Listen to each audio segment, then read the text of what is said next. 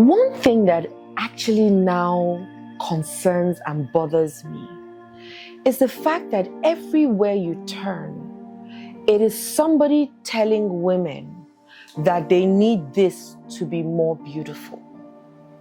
You need this cream, you need this soap, you need this surgery, you need this exercise, you need this apparel, you need something, you need this hair, you need this particular makeup, you need this anti-aging cream, you need this injection to stay slim, then you need to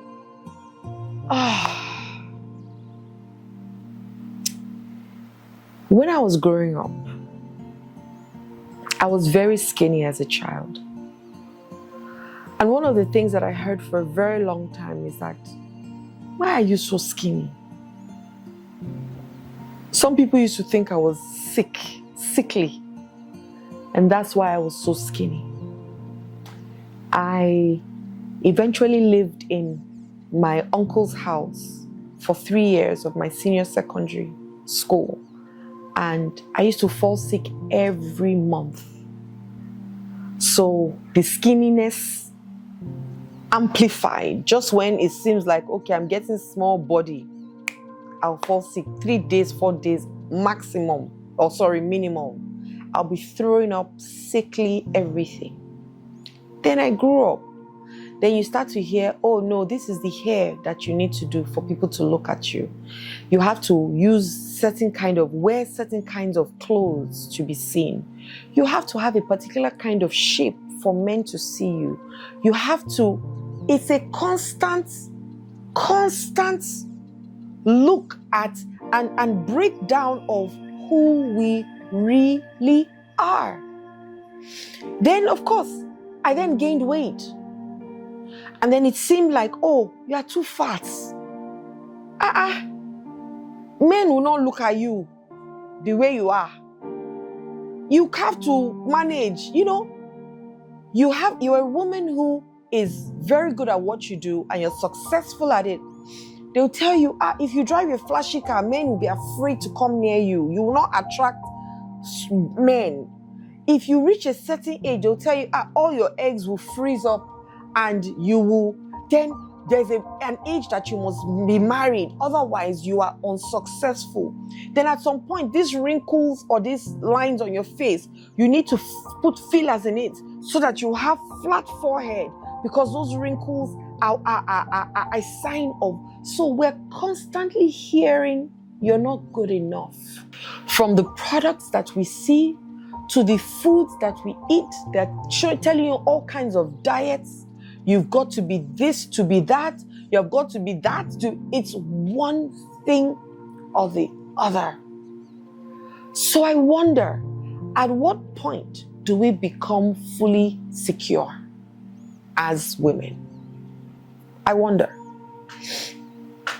At what point do we say, none of these things define me? I choose who I say I am and want to be, and I'm defined by my own definition. So before I came on this video, I did my makeup.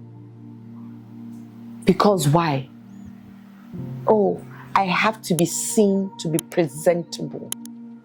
I remember how long it took me to do YouTube videos, because I kept on thinking, oh, will my hair be? Will my face be? Will my clothes be? Will people accept me? At a point, I started saying to myself, if I don't wear makeup, people should use makeup eye and watch me. If I don't dress the way they want me to dress, people should use the eye of how they want me to dress and address me and undress me and redress me. I started telling myself, no. I got to my hair.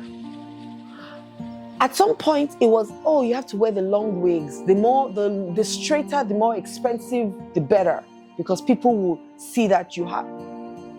So I'm like, I'm done with the wigs. I gave all of them out. Then it was, oh, you have to do your nails a particular way. I stopped painting my nails completely. I was like, I'm done. In fact, what I started to do was put, there's something called Lale in Nigeria. I don't know what it's called. It's like It's not a tattoo, but it's something that you can use to darken your nails. I started doing that. I'm like, I'm done with some of these things. And then I was also able to do that because I started to do a lot of internal work on my esteem and my confidence. And I started to rebuild that person. I created an identity for myself and a self-image also. So I had to do some internal work. And I created a new identity for myself. I created a new self-image for myself. And I said, you know what? From now on, I'm going with the flow. Now, my hair. Let me tell you the story about this, my fantastic dreadlock that you're seeing. I didn't plan to lock my hair at all.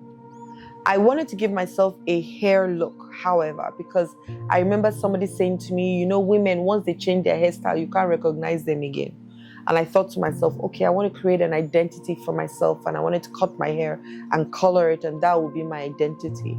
And then my hair started to lock itself because I wasn't combing it properly, let me put it that way, even if I'll comb it, but my hair just naturally started to lock on its own. And I actually started to like it. And so I tell people now, whenever they see my hair and they say, I love your hair, I say, oh, it's, you know, and they say, how did it come about? I tell them it was accidental. But I'm loving the fact that it's taking a life of its own and it's doing its own thing. And so everywhere I go to, people come and meet me and say, I love your hair. What did you do? I tell them nothing. But now I've created a name for it. It's a fro lock. Not everybody likes it, but it's okay. I love it. And that's the most important thing. My daughter especially, she's like, Mommy, I want your hair long and flowy. I'm not long and flowy, baby. You can long and flowy on our behalf. But this is who I am today. Tomorrow I can change my mind and scrape the whole hair off and have no hair on at all. Or I can decide. But I would go with my trend, not with the world's trend. What about you? How frustrated are you, woman, by all these things that you're hearing? Today, use this vitamin. Tomorrow, use that cream. Next tomorrow, use this shampoo. Then the following day, take this pill. Then this is this injection that is raining now. Is this diet going, if you do this diet, your life is a constant us telling ourselves that we are not enough and we will never be enough. I'm not knocking down anybody who goes through a surgery to increase things here and there or reduce things here and there. I'm not knocking anybody. But how did you get that idea in the first place? What were the things that went through your mind? What are the things that you thought about to think in that way in the first place? Ask yourself and be honest with yourself. You told yourself, oh, my breast is not big enough, so let me increase it. Oh, my butt is not big enough, let me increase it. Or my butt is too big, it's not small enough, let me reduce it. Or my breast is too big, it's not small enough, let me reduce it. For those who have done some of those things medically, I applaud you. Maybe you had backache and it was really, really affecting your health, maybe. But that's not the case for a lot of people. So really ask yourself, my teeth is not white enough, so I want to go and whiten it. My nose is not perky enough, so it's not like Michael Jackson's, so I want to do nose job. My eyes are not peppy enough, so I want to increase my eyes. At what point do we stop and just say, I am enough just the way I am? And if anybody doesn't like me that way, then they can take a walk. At what point do we say that to ourselves? And not believe that you need to go with the crowd or go with the flow and be like everybody else just to fit in for you to feel enough. Because the truth is that you will never feel enough. Never. By anything on the outside. It might be short-lived, but it will never fill you up. I've spoken to people who distorted their bodies and they're wishing they never did. And some people are still enjoying it, and I'm excited for them, and I'm hoping that they have also worked on their character as they are working on the outside so that they jam somewhere in front. But if you do nothing about your personality and your character and developing yourself internally, there's nothing you're going to put on the outside that will give you any form of satisfaction. Nothing. And you can quote me. If somebody says, why is this hip bigger than the other? You will go into a frenzy, because all they've just said to you again is show you your not enoughness. And you're going to do anything you can to try to be enough.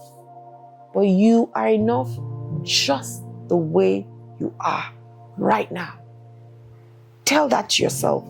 I am enough just the way I am right now. There are things on Instagram, I just flip through them. I don't even try and allow it to catch my attention, so that it doesn't sow a seed in my heart for it to now start growing, to say, really, I can maybe go and do that thing because my stomach here needs to. No. I ask myself, can you do better? Yes. In what way? I can exercise. I got myself a fitness coach. I can eat properly, but still eat the things that my heart desires. I'm not going to start to say, this, because I've listened to so many doctors who have said different things. One will say use supplement. Next one will say don't use supplement. One will say eat green. The next one will say green will kill you. One will say eat onions. The next one will say onions will kill you. One will say eat cloves. The next one will say cloves will release something in your system that will cancel your liver. Please. You're enough. Stop and accept yourself for who you are. Stand in front of your mirror every morning and say, I accept me. I accept you. I accept you just the way you are. And I love you just the way you are. And let's see how that plays out. Hi there, my name is Adiola Kingsley James. I hope my videos have blessed you and you have learned a thing or two, and you can share it with other people as well. Click the notification bell below so you can get my videos when they drop. Subscribe and share me with other people. Do that. The last one, very important, share me with other people so that they can also be blessed like you. Once again, have a wonderful day. Love and light.